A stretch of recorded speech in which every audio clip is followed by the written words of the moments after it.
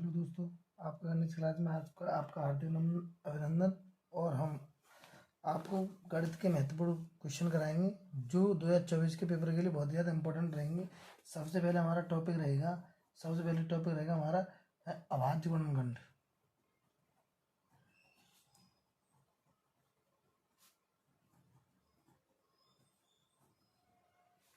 अभाज्य गुणनखंड, यहाँ से हर बार 1 या 2 नंबर का प्रश्न पूछा जाता है, तो हमें ये प्रश्न बहुत ही अच्छी तरीके से, बहुत सावधानी पूर्वक, बहुत ही यूनिक तरीके से हम इन प्रश्नों को सीखेंगे। और ये प्रश्न हर बार बोर्ड एग्जाम में पूछा जाता है, और इस बार भी जो 2024 का आपका पेपर होने वाला है, इसमें भी आपका ये प्रश्न पूछे जाएंगे। अब ये प्रश्न होते क्या है, हम उन प्रश्नों के बारे में देखते हैं। जैसे अगर हमें एक प्रश्न देते हैं 156, अगर पूछे 156 के अभाज्य गुणनखंड क्या होंगे, तो अब हमें अभाज्य गुणनखंड में बताने हैं। तो सबसे पहले हम क्या करते हैं, इसके फैक्टर करेंगे। फैक्टर करने के बाद हम ऐसे फैक्टर करते हैं, सबसे पहले 2 से डिवाइड करेंगे। 2 से डिवाइड करेंगे तो 78 आएगा। फिर 2 से डिवाइड करेंगे तो जो हमारे 39 आएगा। फिर 3 से डिवाइड करेंगे तो 39 आएगा। और फिर 13 से डिवाइड करेंगे तो 1 आएगा। तो हमने ये सभी के क्या कर लिए, जब हमने फैक्टर्स कर लिए, अब इन फैक्टरों को हम यहाँ लिख लेते हैं। हम यहाँ लिखेंगे क्या, यहाँ लिखेंगे 156 के अभाज्य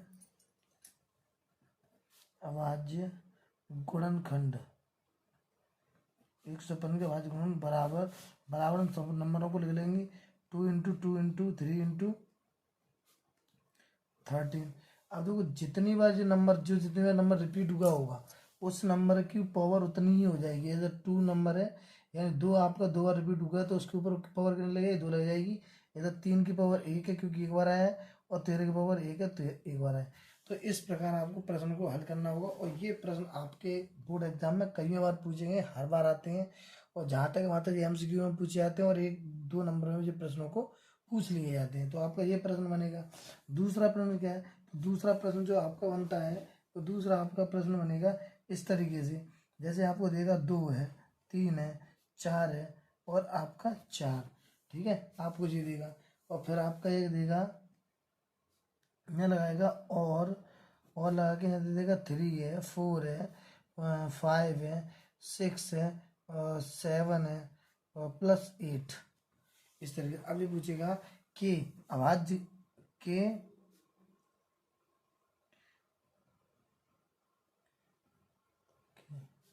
भाज्य गुणनखंड है।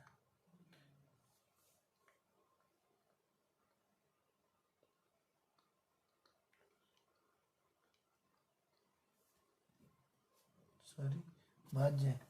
अब ये पूछेगा कि आपको ये प्रश्न दिया होगा, कहेगा ये भाज्य है या नहीं है।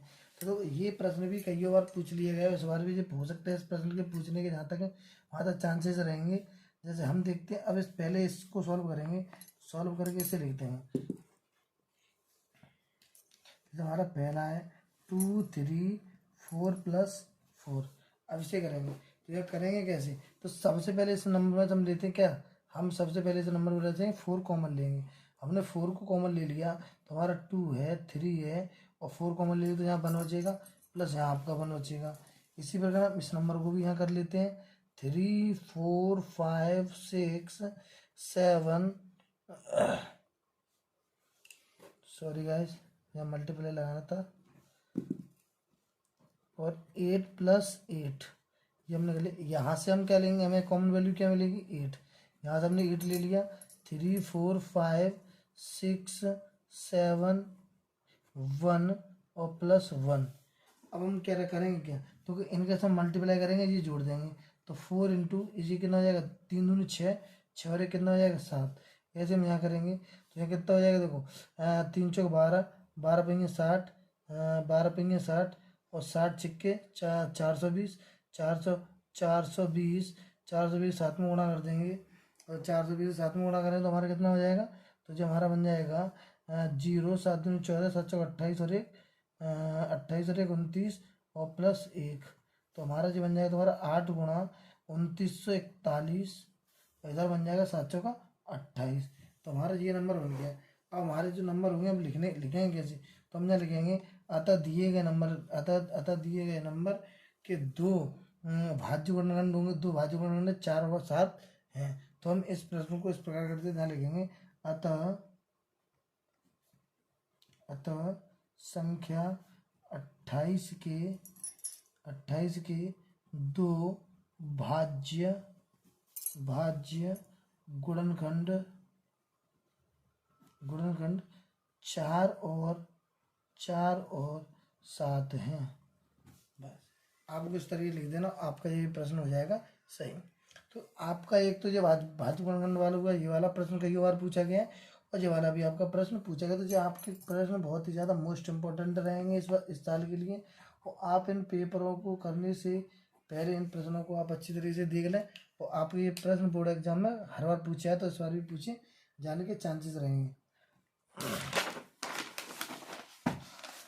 अब आगे अगला टॉपिक, अब नेक्स्ट टॉपिक की तरफ हम चलते हैं। इसमें क्या रहेगा आपका, अब यहाँ से भी प्रश्न कई बार पूछा जाता, बहुत ही इंपॉर्टेंट टॉपिक है ये वाला भी हमारा, तो मोस्ट इम्पोर्टेंट टॉपिक है ये भी।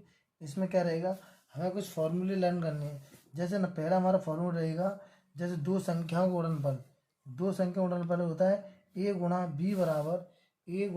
बी बराबर मासा गुणा लासा।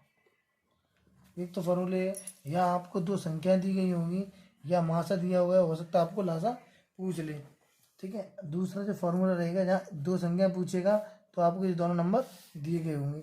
जैसे आपका दूसरा दिया होगा, तो जहाँ आपका दिया होगा मासा, आपको मासा पूछेगा तो आपको दो संख्याओं का गुणनफल दिया गया होगा और नीचे दे देगा लासा।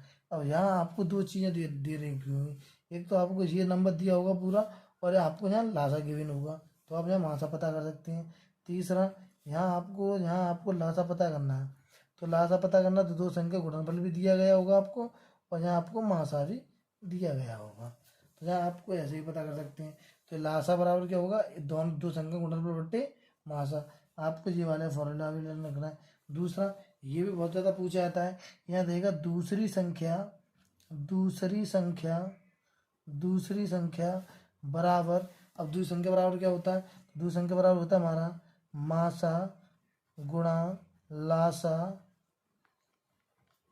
बट्टे पहली संख्या। क्या होता है, पहली संख्या, ये हो जाएगा। जो लास्ट फॉर्मूला वो हमारा रहेगा, यहाँ पर कभी कह देता है कि पहली संख्या क्या है, और आपको यहाँ मासा भी पता होगा, आपको यहाँ मासा पा भी पता होगा, गुणा यहाँ लासा पा भी आपको पता होगा, और नीचे आपको दूसरी संख्या भी दे दी गई होगी। अब इससे रिलेटेड आपको अगर कोई भी प्रश्न मिलता है तो आप इन फॉर्मूलों को अगर आप याद रखेंगे, बहुत ही नॉर्मल फॉर्मूले जो आपने पहली क्लासों में पढ़े रखे होंगे, तो आपको यहाँ से एक प्रश्न मिलना ही मिलना है, और ये प्रश्न आपके बोर्ड एग्जाम में आएगा ही आएगा। तो आप अब एक प्रश्न देख लेते हैं, एग्जाम्पल के थ्रू में एक प्रश्न देखते हैं। यहाँ दिया होगा, जैसे हमें पूछेगा दो संख्याओं का गुणनफल क्या है, दो संख्याओं का गुणनफल क्या है, हमें पता नहीं, हमें पूछेगा, मासा दे रखा होगा। जैसे मान के चलते हैं, जो मासा है, मासा में दे रखा है 4 और लासा में दे रखा है हमें 24। तो पूछेगा दो संख्या गुणनफल क्या होगा। तो हम देखते हैं, हम यहाँ अपना कौन सा फॉर्मूला यूज़ करेंगे, तो हम अपना फॉर्मूला पहले वाला यूज़ करेंगे, या ए गुणा बी लगा के हम क्या कर देंगे, मासा और गुणा लासा, ये हम रख लेंगे। अब यहाँ रख लेंगे तो यहाँ पे इसका दोनों का मान लगा देंगे। मासा का मान कितना, 4, लासा का मान कितना हमारा 24, तो 24 चौ कितने होते हैं 96, तो दो संख्या गुणनफल कितना हो जाएगा 96। तो यहाँ से हमने, जैसा कि आपके सामने बहुत ही कम शब्दों में हमने अपना आंसर पता कर लिया है। तो ऐसे करके हमें प्रश्न दिया हुआ, यहाँ से जो आपको प्रश्न पूछा जाएगा, एक तो प्रश्न आपको यहाँ से पूछेगा, एक प्रश्न यहाँ से पूछ सकता है, यहाँ से आपको ये 3 फॉर्मूले में से कोई से भी प्रश्न पूछे जा सकते हैं। तो आपको ये प्रश्न पता होने चाहिए, बहुत ही अच्छी तरीके से आप इन प्रश्नों को हल कर सकते हैं।